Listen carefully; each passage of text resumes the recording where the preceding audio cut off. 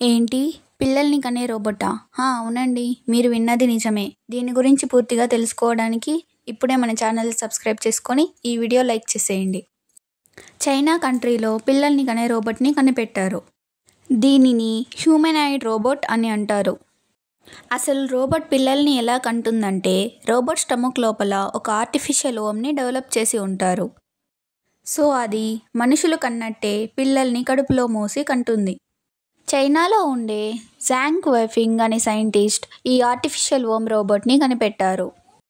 నార్మల్గా ఒక women pregnant అయ్యి బేబీని కనాలి అంటే 9 నెలల సమయం పడుతుంది. కానీ ఈ ఆర్టిఫిషియల్ ఓమ్ రోబోట్ అయితే కేవలం 7 నెలల సమయంలోనే పిల్లల్ని డెలివరీ చేస్తుంది.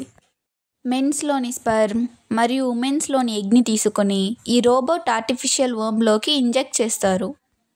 దీనివల్ల ఆర్టిఫిషియల్ ఓమ్లో బేబీ అనేది పెరగడం మొదలవుతుంది. అలా 7 months తరువాత బేబీని డెలివరీ చేసి బేబీని బయటికి తీస్తారు. తరువాత వాళ్ళ పేరెంట్స్కి అప్పగించేస్తారు. దీనివల్ల పిల్లలు లేకుండా బాధపడుతున్న ఎంతోమందికి పిల్లలు కలుగుతారు. ఇన్ఫెర్టిలిటీ అనేది తగ్గుతుంది. ప్రెజెంట్ ఈ ఆర్టిఫిషియల్ ఓమ్ రోబోట్ విలువ 12 లక్షలుగా ఉంది. తొందరలో ఈ టెక్నాలజీ అందరికీ అందుబాటులోకి వస్తుంది.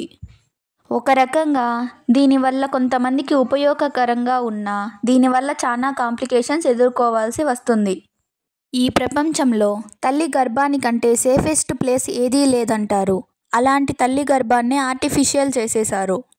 దీని గురించి మీ ఒపీనియన్ ఏంటో కామెంట్ బాక్స్లో చెప్పండి.